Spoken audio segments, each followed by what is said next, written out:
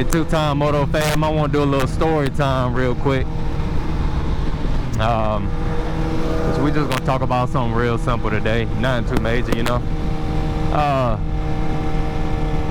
I know y'all might be thinking, you know, about anybody that y'all see riding motorcycles. You know, you ask yourself, well, I wonder how did they start off? I wonder how did they learn? What it takes to get out here on the road with other drivers that damn sure can't drive their own car. I mean, there's a million questions that's probably going through your mind if you've never ridden a motorcycle before.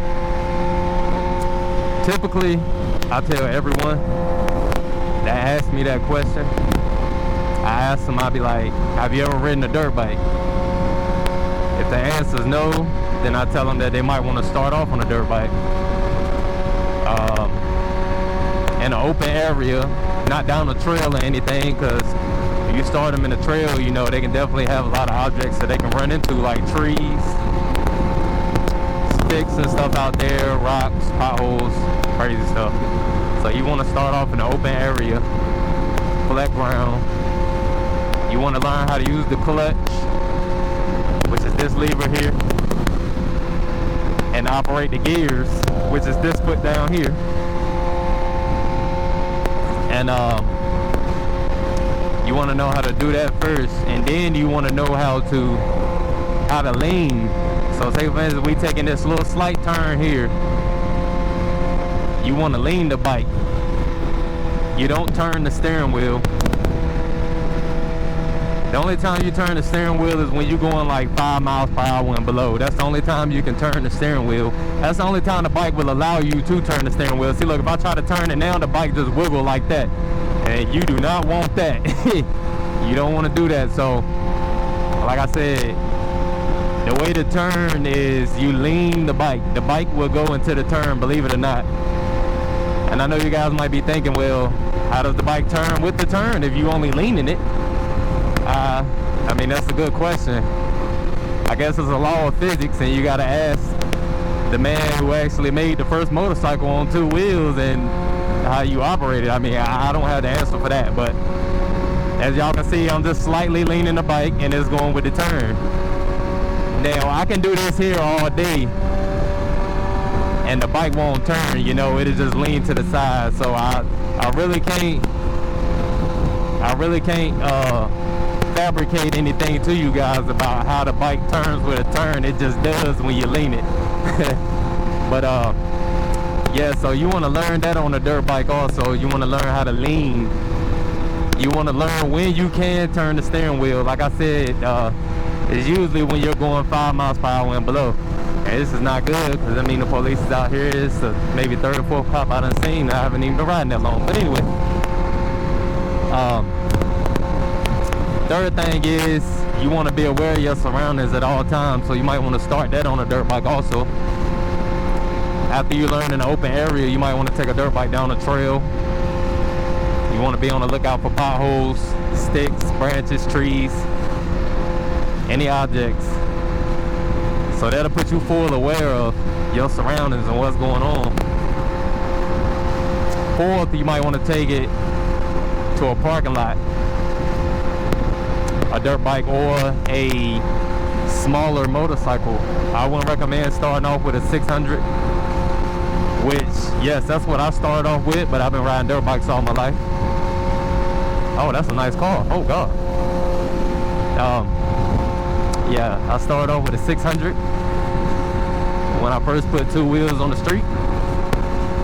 And I've been owning 600s all my life. I probably own maybe 4 or 5 600s, and this here is my first 1000, which I've been on it. I was ready for 1,000, but I'm just like, why get it if I'm not gonna race it or do any of that crazy mess? But it feels good just to have the power, the stability of the bike. The bike is a little bit heavier than a 600. You can feel the stability of the bike if you're comfortable with riding motorcycles.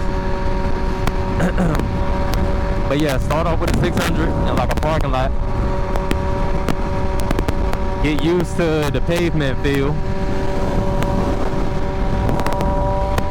Get used to how the bike is treating you with your weight to the bike weight ratio. And start off slow. Like I said, you might want to get a 300 or a 350. I really don't know the CCs of the smaller bikes, but I do know that they make something in the line of 3s. They are great beginner bikes. I don't think they go any faster than 100. And they don't have a lot of torque, so you can't whiskey throttle you can't whiskey throttle with the throttle. And there are slim chances of the bike getting away from you. So,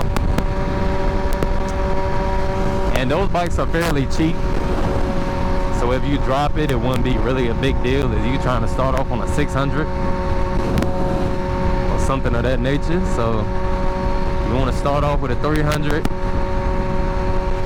There's nothing wrong with that, man. Don't let nobody tell you, oh, it's a pussy bike, you might as well get this, you might as well get that. Yo, I done heard so many stories up here, and I witnessed one of my friends get killed on one, and guys was telling him, and then these other stories, guys was telling them, hey man, that's a pussy bike, you might as well get a 600, or you might as well get 1,000, and this and that. Man, don't listen to everybody.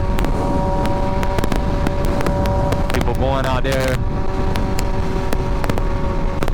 not even knowing what these bikes are capable of doing, man, and I mean killing themselves on the first day of purchasing it, and it's really not even worth it.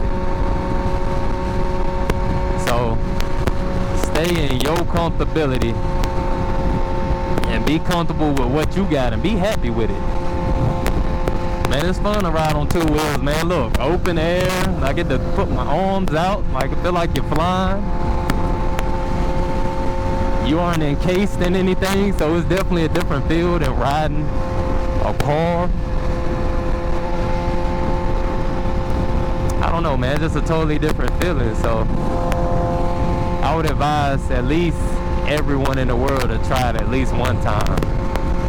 I know it may seem scary when you first start, but hey, people tend to get over their fears every day and overcome their fears.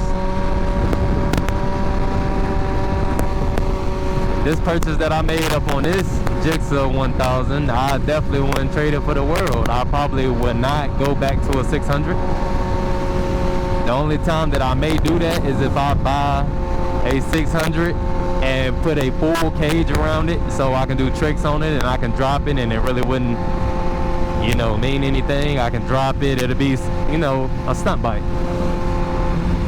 That may be the only time and only way that I will purchase another 600.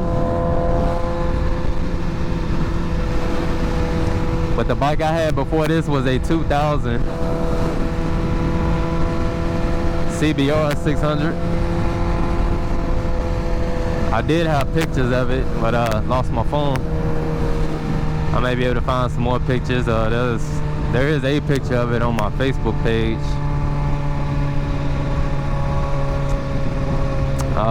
It was a great bike.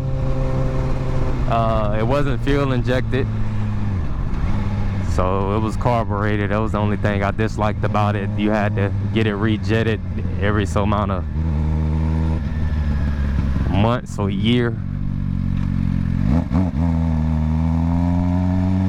It tend to always like have problems, especially when it got cold. Like that bike did not like cold weather. It rode pretty good when it was hot, but that bike for some reason did not like cold weather at all. But if you guys take it from me, man, start off on something that you know is not gonna take you down out here. Don't let nobody trick you into getting something that you don't need. Look, it's your money. Spend your money the way you want to spend it. Especially, don't let nobody tell you that they ain't got no bike for themselves and they can't afford one, that, oh, you got a pussy bike. And they, look, man, you tell them, hey, bro, look, at least I got a bike. Where your bike at? And that'll shut everybody up. Then people would tend to be like, oh, well, my friend got this and that. Hey, that's what your friend got. What do you have? Man, you can shut down any conversation by asking that person what do they have. And if they do have something better, then hey, congratulations for them, but you still comfortable with what you got. I had to learn that, man. I didn't have to learn it the hard way, but I had to learn that I gotta please myself instead of me trying to please everybody else and what everybody want me to have and do. So now I'm the happiest as I ever been in my life.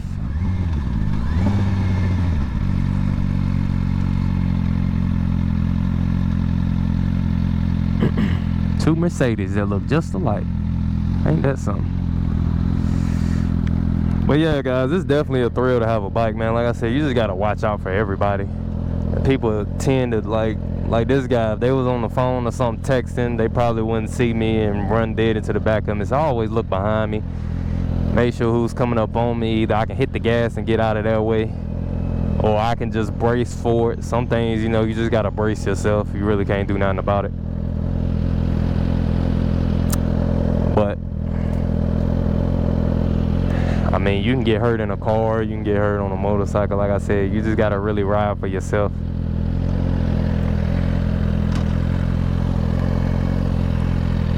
And just watch everything that's going on.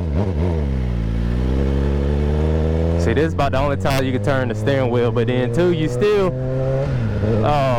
people will want to turn the steering wheel. That's how they usually drop their bike on something slow like that. But you know, the only thing you really got to do is lean. Don't lean too much, don't lean too less. Just lean it enough and pay attention to what you're doing, man, and it's very simple. I tend to tell everybody, if I can do it, you can do it.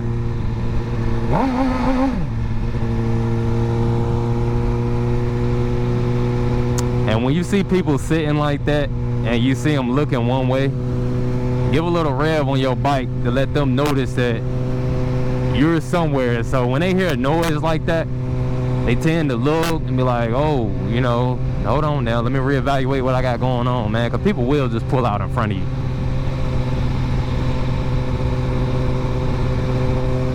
And this is bike nature. Tend to, whenever you throw your hand out, look, boom, got the hand out.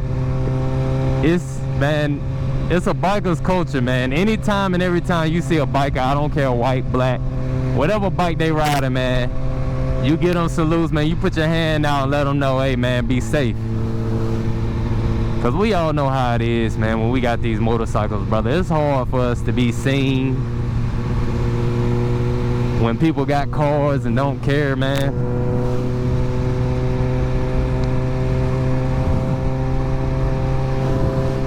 People in cars feel like they're protected, so they don't tend to look for smaller objects like us. They tend to look for other cars and vehicles. Oh, got more.